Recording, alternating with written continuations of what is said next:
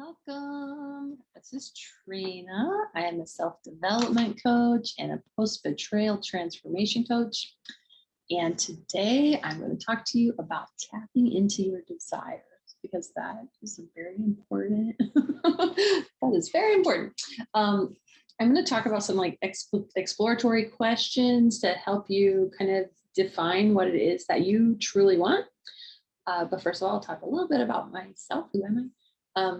I said I'm a Transformation Academy certified master coach and a post-betrayal transformation coach.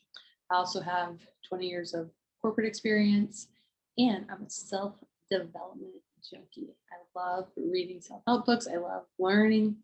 One of my previous videos was about learning your strengths, and my number one strength is love of learning. So this is a fun way for me to share the things I learn when I'm learning self-development tips and tricks. And so I want to share with you. So here I am. And if you are or have suffered from betrayal, post-betrayal syndrome, I have been there and I would love to help you get to the other side of that. So that's part of my goal with making these videos. I'm teaching classes in a private community.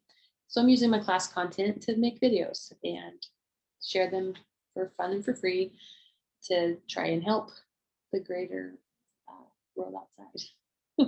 I like to always start with a win of the week. And my win of the week for the week that I gave this class, I'm a little behind in making videos, but I write down the win to go with the class that I'm teaching. I kind of had an epiphany revelation that particular week because I've always said no regrets, right? I've had a lot of betrayal in my life, but I don't regret anything. I've been divorced 3 times, and each of my first 2 marriages, I got a beautiful, wonderful kid out of each of those.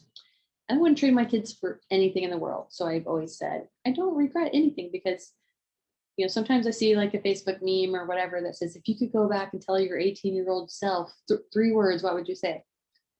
I wouldn't say anything. I wouldn't risk it. I wouldn't risk changing any single thing, because if everything hadn't happened exactly the way it did, I might not have the 2 kids that I have, or, certain other things.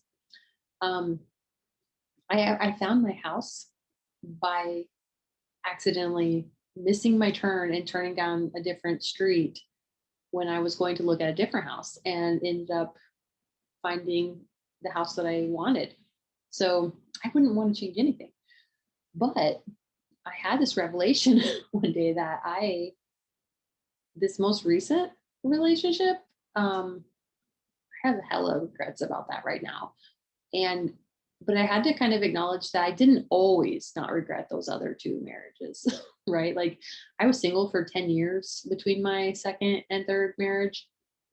And so, yeah, I've had a lot of time to reflect and get past and heal from those first 2 marriage betrayals. There are other kinds of betrayals besides romantic relationship betrayals, but they're all terrible and impactful. But I've had my fair share of those relationship ones. But I did, and I had to acknowledge I didn't instantly not regret those. That was something that came with time and with healing. And so right now, at that particular day anyway, I was regretting the hell out of it. So, and I had to realize I was trying to bypass the work. I was trying to bypass the healing and just get to the no regrets part, without getting to the no regrets part by healing. Right. So, I will get to, and like today sitting here, I don't feel super regretful about it, because it led me here to do this, and to a great community where I'm helping people and coaching people. And that experience is what pushed me over the hump to actually decide I want to externalize it by helping other people, and helping other people helps us heal too, right? So But back to the main topic of today's video, I'm talking about desire. And I'm not talking about desire. Like, I mean, if you have that kind of desire, go for it. But there are different kinds of desire. So this first little bit kind of comes straight out of the material that I studied to get a coaching certification. But then I'll go into my stuff. But just this like 6 types of desires are it's kind of like Maslow's hierarchy of needs kind of thing, but this is different. I'm not sure what source they got this from. I got it from Transformation Academy coaching training. I want to give credit for that. But so the 6 types of desires that they mention are certainty or comfort is one, uncertainty or variety is number 2. Number 3 is significance. Number 4 is love and connection. And then number 5 is growth. And number 6 is contribution. So the first 4, certainty, uncertainty, significance, love, and connection, fall under a personality segmentation. And then growth and contribution, they put under like a spiritual or fulfillment section. So you kind of need those first 4 to be met before you'll get to move on to growth and contribution. But at the same time, everybody prioritizes those first 4 or all 6 of those differently. Like I said, love of learning is one of my top strengths. So growth is going to be really important to me. It's taken me a long time to get to wanting to share my story and my experiences and things. So contribution maybe wasn't as high a priority before and has bumped up as a priority now. I've always wanted quite a bit of variety, uncertainty in my life and my job, things like that. But there are certain aspects of my life where I want certainty, right? Like you don't want a lot of uncertainty in your, I guess I should only speak for myself, right? But I don't want a lot of uncertainty in my like finances, right? I like that to be stable and a lot of certainty and comfort when it comes to that. But when it comes to, like my job, I don't want to do the exact same task day in, day out. So I have tended toward jobs that allow me, they have like a longer cycle of a timeline of the work projects so that I'm not doing the same thing day in, day out. So that's something to consider when right off the bat, when you want to think about your desires, is what is important to you. If significance is super highly important to you, then you want to make a difference in the world, kind of thing. Like that's going to be maybe a different motivator than if the most important thing to you is certainty, right? Like, but you're going to need some of all of those things, right? So just kind of wanted to give you some umbrella terms there to kind of maybe, if you want to write down, those 6 and say what meets this need, what meets that need. Some things will meet more than one need, right? Like a job that allows me to learn and grow, not do the same thing all the time. Love and connection can be, you can, or significance could be fulfilled by your work. Significance could be fulfilled by your family, and love and connection could be fulfilled by your family. So no desire is necessarily going to be exclusive to just one of those segments or one of those types, but you probably have some desires that fall into each of those 6. So, and but which of those that we prioritize will influence how we live, and the things that we desire. So what's a desire? Like you probably know what a desire is, but it's something that we believe will create more happiness. Is it something that will create more happiness? Hopefully, maybe, but it's something we believe is going to create more happiness. Sometimes expectations, results, we've all seen the memes, right? But we desire something because we think it's going to bring us more happiness. So it's important to look at what you believe about that and why.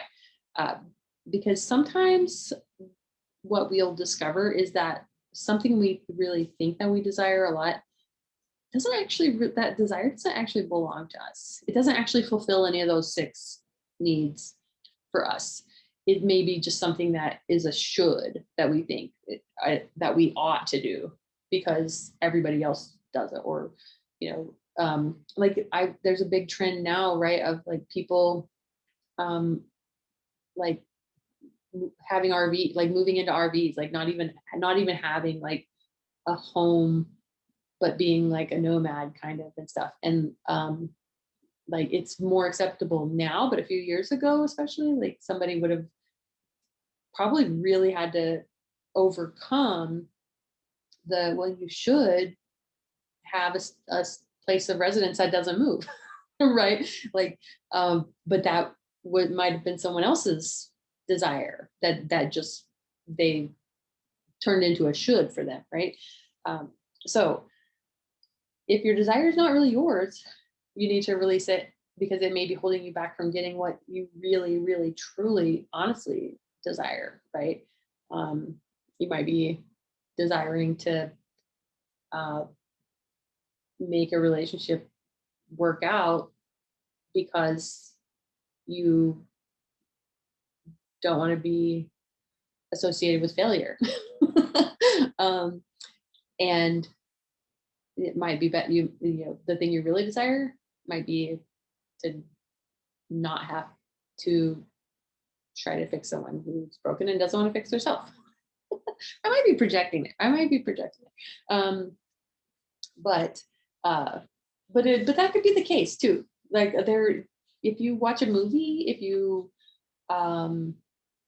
like basically everything we see surrounding us in life nowadays is like, I mean, not just nowadays, like from the time we've been wee little kids, was that the be all end all is to be in a relationship.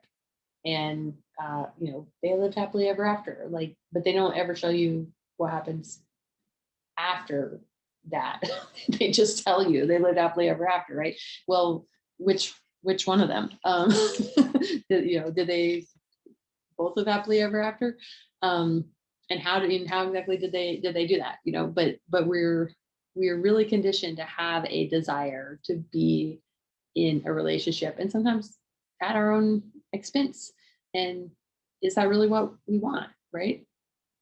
I can tell you right now, for me, it's not what I want, but it's not that's not to say that it won't ever be again. But so that's, think about what are circumstances or things, because a desire could be for a circumstance, or it could be for a thing like, Maserati or something like that. So what are those things that you think will make you happy? And why do you believe that those circumstances or those things would bring happiness? Would a Maserati bring happiness because you would look really cool driving it? Like I think I would like to drive a super fancy sports car, like for a minute. But that's not, that like, it's not something I want to like own. I think so for me, it would be more the experience would be the desire than the possession. But I love books, and there are certain books that I just want to own. I do a lot of digital books, but there are certain books that I just want to own that book and feel it and touch it in my hands. And also all the Baby Yodas. I love Baby Yoda. And so having a Baby Yoda toy makes me happy. Like it's a simple thing, but I really identify with like the childlike fancy part of myself. So I do really enjoy like things that maybe are intended for younger audience. I mean, Baby Yoda is intended for everybody, but it's important for me to acknowledge that I desire playfulness in my life. So there's that. And don't give away your desires. Don't let someone else have the ownership of what you say that you want for yourself, right? If you don't have that ownership, but you're claiming that desire, then you're really giving your power away. I'm trying to think of a circumstance in my life where that has been the case, but I've kind of been independent for a really long time, that I've kind of or there may have been circumstances, but I was kind of playing about like I didn't like them. But if you're motivated by shoulds, just examine that. I'm not saying that just because you have the word should in your head means it's not your desire, but examine that and check out, is this should motivated from me? Is it going to fulfill one of those 6 needs, or is it just a should? And those are fun because you can let them go. You don't need to live up to someone else's shoulds. Now, if it's really yours, maybe reword it. But if it's based on what someone else thinks is best for you, if it's to please someone, to avoid hurting or disappointing someone. I know, like, I don't know about you, but the D word is the big one with me. Like if my immediate family, my parents or my kids were to say that, that I disappointed them, I'm not angry, I'm just disappointed. Like, so that can be a big one. Here's another big one: to avoid being rejected or judged or criticized. There may be a lot of us that have that one. If we want something, we have a desire for something, but what we really want is to feel safe and to feel accepted. And so we'll absorb someone else's desires, or, and it doesn't have to necessarily, when I say giving away your power, I don't necessarily mean like your brother or whatever, but it could just be, society, like larger expectations, like culture, but at the same time, but if it's not really yours, you're giving that power away. So like, and speaking of giving it away, like if somebody came up to you and said, hey, I'm going to just take over your life and I'm just going to decide what you want and what you get and how things go for you, you'd probably be like, nah. I mean, it kind of might sound appealing for a minute. Like, oh, would that be stress free for me? But then, to realize that person could just, make you watch the movies you don't like, and just, you might not get any enjoyment out of any of those things that you would probably be like, nah, I'll make my own choices. I'll keep my own autonomy. I'll come up with my own goals and plans and desires. So just think about it. If maybe that's happening more subtly, then someone's not going to come and ask you that outright, but that might be happening. So think about it, examine it, and just, if it was happening and you didn't know it was happening, then, to paraphrase Maya Angelou, like, now you know better, do better. So, that's what I want to do, is help you bring that to light. And then once you know, start working towards getting in touch with what you really, really, really want. And so suggestion is to do a visioning activity where you envision yourself at your highest, best self, your most ultimate, like you've got the best job you could ever imagine. You're surrounded by the friends that you really want to hang out with. You're, you know, if a relationship is what you want, you're in the best ultimate relationship. Like, imagine in as much detail as you can what that freaking awesome ultimate life looks like. And then think about what that person wants, that ultimate best version of you. And then, you know, what do you want? Because that's who you are, even if you're not there yet. I'm blessed with a lot of those things. I'm surrounded by super cool friends, like a great support group. I have loving, supportive family. I have awesome kids. So, I mean, and I've been doing this kind of work for a long time. So, but it worked. So, like, let my experience help you. And kind of just a little final note about desires. Think about who you envy or what kind of circumstance you envy.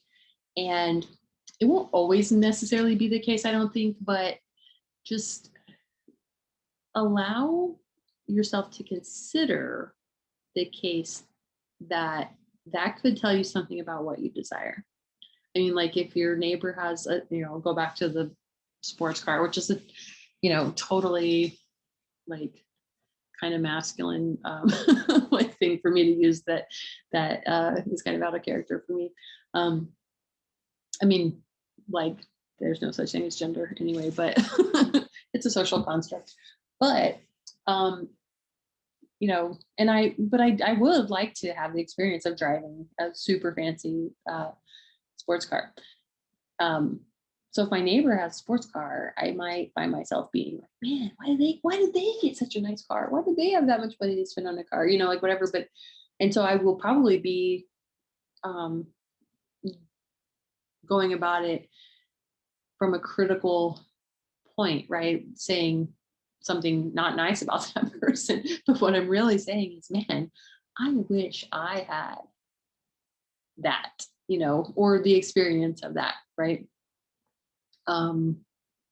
So think about that. If you find yourself envious, jealous, and it's not, if you find yourself jealous of your friend who has like a super cool husband or whatever, that doesn't mean you want her husband, right? Like that's part of what I like.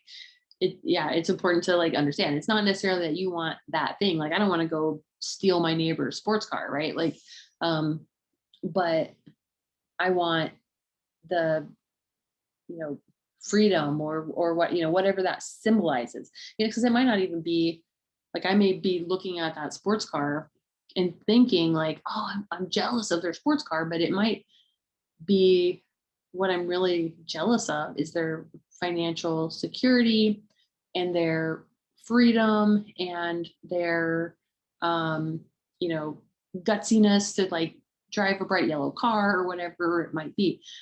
So like, I'm not saying go try to get the thing that you feel envious of. I'm saying look at who you envy, the situation, the circumstances that you envy, the items that you envy, and go at least 5 levels. Why am I jealous of that? Why? Go at least 5 whys down to try to determine what's behind that. And you might discover something as simple as, like I said earlier, like a playfulness is a big motivator to me. And so, and that I can satisfy that by going to the park and riding on a zip swing. It doesn't have to be driving a Corvette, right? But I have to tune into that and get from I'm jealous of a fancy sports car to I just want playfulness in my life. And that's how you get there. So I hope that this has been helpful to anybody. And I hope that you will like, subscribe, etc. Right now, my videos are not the #1 top quality that they will be probably in the future. But I'm new at this, I'm learning, and I'm checking the box. I'm getting it, I'm doing it. So I hope that you'll share a comment with me if something here has been helpful. Um, and I would love to hear suggestions of self-development topics that you would like to hear about, or betrayal related topics. I do try to kind of take my self-development topics into a post-betrayal transformation context. And also, love to read books. I have a blog. It's actually on givencontext.com. Also on social media with that handle. And but I absolutely love books. So if you're reading something good, leave me a comment and let me know. And I will talk to you soon. Thank you.